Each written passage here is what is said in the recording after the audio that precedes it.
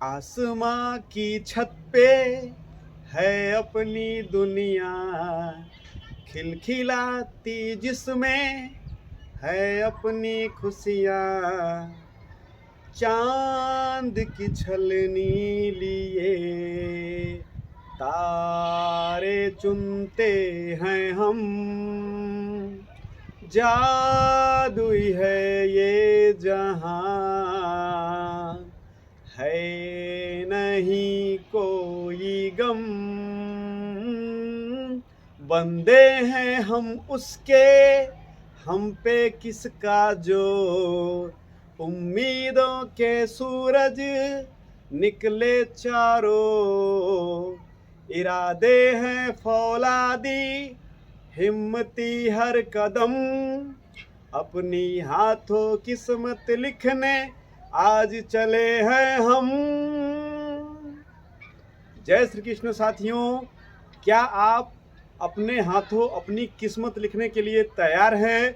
क्या आप जीवन में एक ऐसा स्वप्न या ख्वाब रखे हैं जो आपके लिए सबसे बेहतर हो? क्या आपका जीवन कांटों से भरा है, उसमें भी आप गुलाब जैसी सुगंध और मिठास घोलना चाहते हैं? यदि आपको इन सारे प्रश्नों का उत्तर हाँ में दिखे तो आप हमारे इस वीडियो को देखिए। इस वीडियो में आपको बहुत सारी बातें ऐसे बताई जाएंगी जिससे आपके जो सपनों को लेकर के डर है उसे आप किनारे करेंगे और अपने सपनों के तरफ आप एक एक कदम बढ़ाएंगे और अपने सपनों को अपने डर से ऊंचा उठाते हुए जीवन में बेहतर से बेहतर कार्य करने का प्रयास करेंगे। तो चलिए वीडियो को शुरू करते हैं। आपके सपने आपके डर से बड़े होने चाहिए। यदि आपके सपने आपके डर से बड़े हैं तो निश्चित रूप से आप अपने जीवन में कुछ बेहतर कर सकते हैं। अमेरिका में 95 वर्षीय व्यक्ति जो बॉडी बिल्डिंग में अपना कर्तव्य दिखा करके बेहतर से बेहतर कार्य किया और लोगों के लिए वह व्यक्ति प्रेरणा स्रोत बन गया। यहाँ पर तो 40 वर्ष की उम्र होते होते कहते हैं कि हमें तो बुढ़ापा आ गया, उसके लक्षण दिख रहे हैं, यह है, हमारे सामने कमजोरी आ गई है, अब हम क्या कर सकते हैं। सोचिए साथियों कि 95 वर्ष की अवस्था में यदि व्यक्ति बॉडी बिल्डिंग चैंपियनशिप में भाग ले सकता है तो आप क्यों नहीं अपना कार्य कर सकते हैं। तो आप अपना सपना जो भी देखे हैं उस सपने को हकीकत में बदलने के लिए उसके लिए दिन रात एक करिए और आगे बढ़ने का प्रयास करिए। तो कहने का तात्पर्य यह है कि आपके सपने आपके जो डर हैं उनसे बड़े होना चाहिए। यदि आपका डर आपके सपनों पर हावी हो गया तो आप बैठ जाएंगे या यह कहिए कि आप जीवन में कामयाबी नहीं हासिल कर सकते हैं। जैसे कि अभी कुछ दिन पहले ही कोरोना जैसी महामारी का खतरा चारों तरफ मंडरा रहा था, तो उस दौरान क्या था, आपको इलेक्ट्रॉनिक और प्रिंट मीडिया चाहे हर तरह से माध्यम से सिर्फ और सिर्फ आपके मन मस्तिष्क में डर घोला गया और वह डर आपके जो भी सपने थे उनसे बड़ा था। आपको ये लग रहा था कि हमारे लिए यह कितना खतरनाक है, यदि हम आगे बढ़ेंगे कुछ कार्य करने जाएंगे तो निश्चित रूप से हमारी जीवन लीला समाप्त हो जाएगी। लेकिन जब आपका यह डर उस सपने से कमजोर होने लगा और आप जब उससे उठने का प्रयास किए तो वह कोरोना पता नहीं कहाँ चला गया और आप अपने सपने के लिए दिन रात एक करके लगे हुए हैं और कार्य कर रहे हैं। तो कहने का तात्पर्य यह है कि आपके सपने आपके डर से बड़े होने चाहिए, न कि आपका डर आपके सपनों पर हावी होना चाहिए। साथियों, जिसे आसमान में उड़ने की चाहत होती है वह बार बार गिरता है, तब भी वह गिरना भी उसे मनोरंजक लगता है। तो यदि आपके सपने बड़े हैं तो आपके जीवन में अप्स एंड डाउन अर्थात उतार और चढ़ाव यदि आ रहे हैं तो आप उसे घबराइए मत। यदि आप उस उतार चढ़ाव से घबरा गए तो आप अपने सपनों को जी नहीं पाएंगे। और हर व्यक्ति अपने जीवन में निश्चित रूप से कोई न कोई सपना पाले होता है।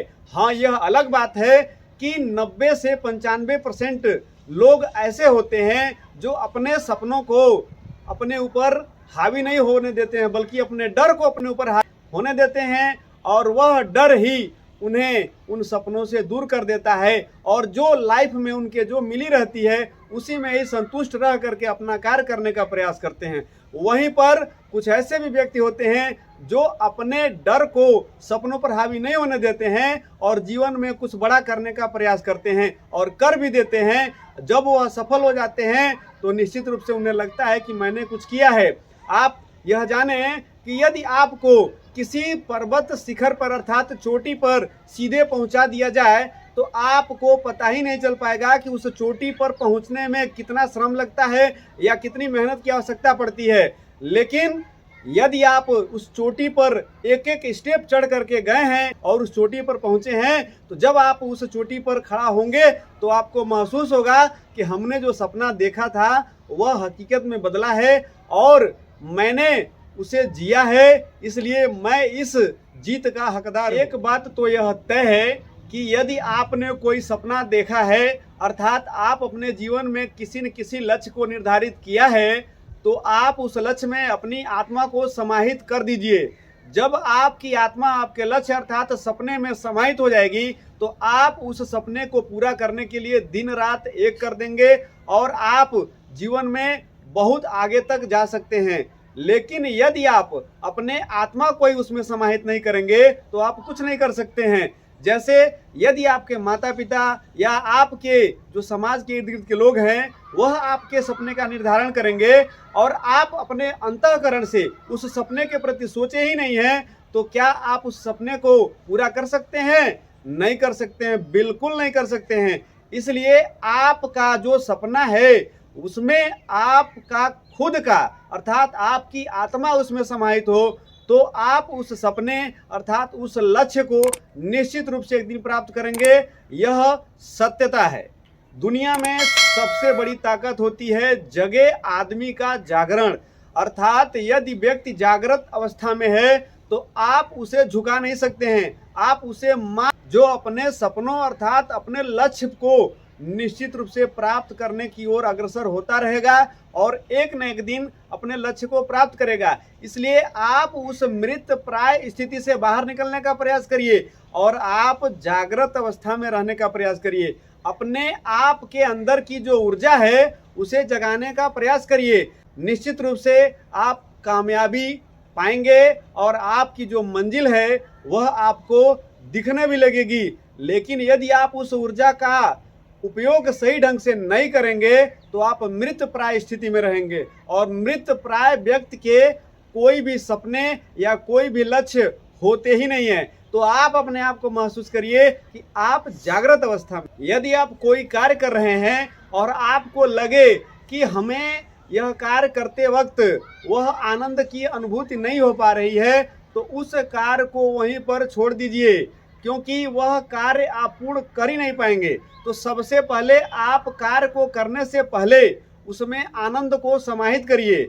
आनंद को समाहित करने के लिए आपको उस कार्य के प्रति एक विशेष अनुराग रखना पड़ेगा और यह महसूस करना पड़ेगा कि मैं इस कार्य को अवश्य करूंगा।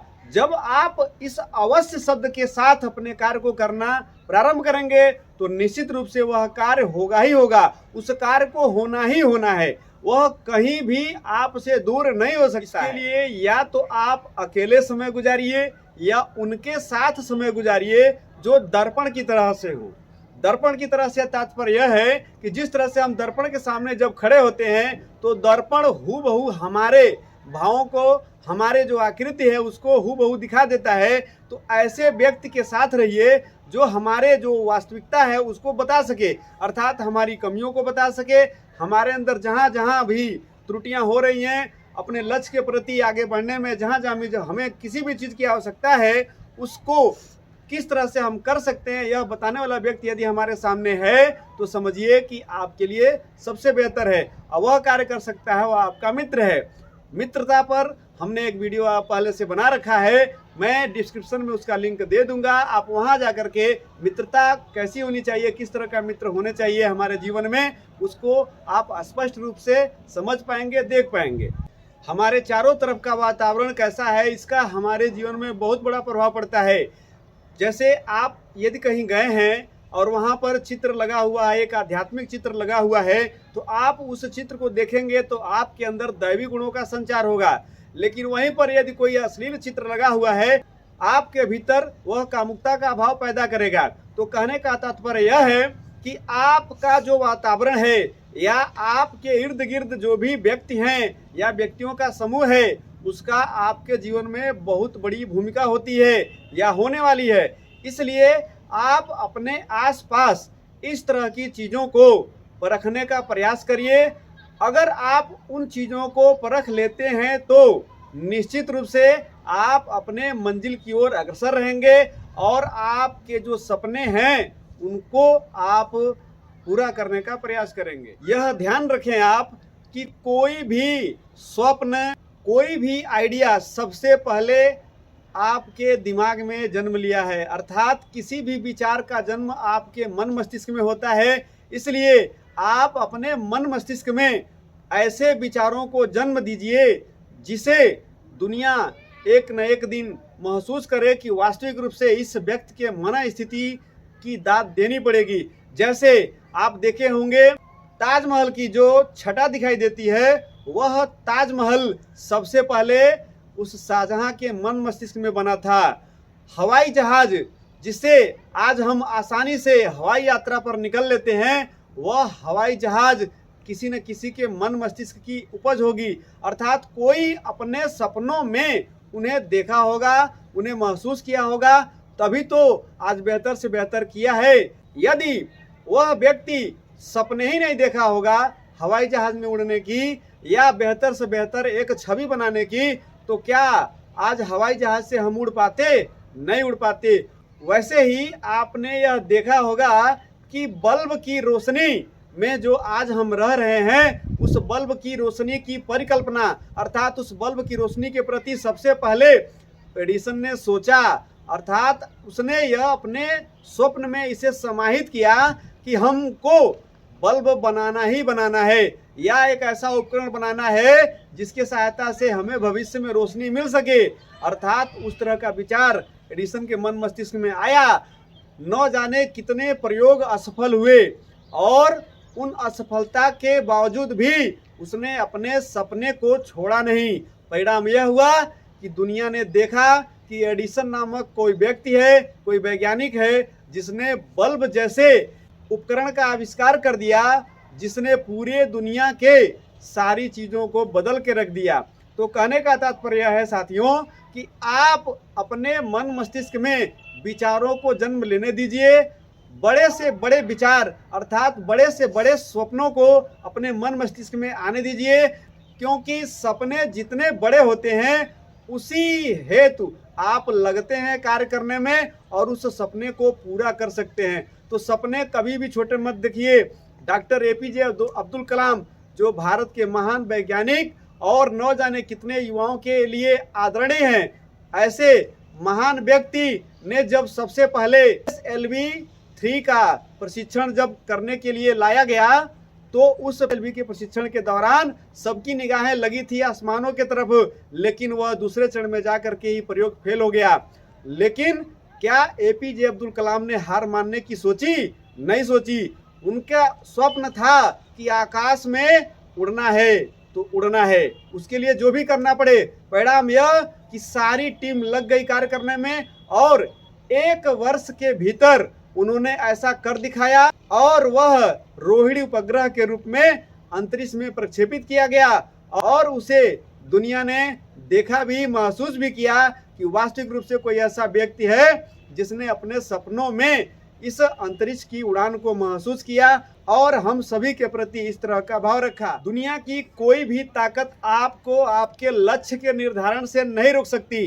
अर्थात आप जो सपने देख रहे हैं वह कितने बड़े हैं वह आप उसकी कल्पना भी नहीं कर सकते, क्योंकि जिस तरह से ब्रह्मांड इतना बड़ा है उसी तरह से हमारे मन मस्तिष्क की जो सोच है वह भी बड़ी है, उसका कोई आरा पार नहीं है। इसलिए आप जितना बड़ा से बड़ा सोचना है, जिस भी बिंदु के प्रति सोचना है, सोचिए, ख्वाब रखिए, सपने देखिए और उनके लिए आज और अभी से लग जाइए। आप निश्चित रूप से उसे पूरा करेंगे और एक न एक दिन आप उस शिखर पर जब पहुंच जाएंगे तो वहां जाने के बाद अब आप अपने आप को गौरवान्वित महसूस करेंगे कि हाँ, हमने कर दिखाया। तो आज की वीडियो में बस इतना ही। हम उम्मीद करते हैं कि आपको मेरा यह वीडियो पसंद आएगा। आप इसे लाइक करें, शेयर करें, कमेंट करें, और हाँ, यदि आप हमारे चैनल पर नए हैं तो कृपया आप इसे सब्सक्राइब करें और बेल आइकन अवश्य दबाएं, क्योंकि बेल आइकन के दबाने से हमारे नेक्स्ट वीडियो का नोटिफिकेशन आपको मिलता रहेगा। तब तक के लिए जय श्री कृष्ण।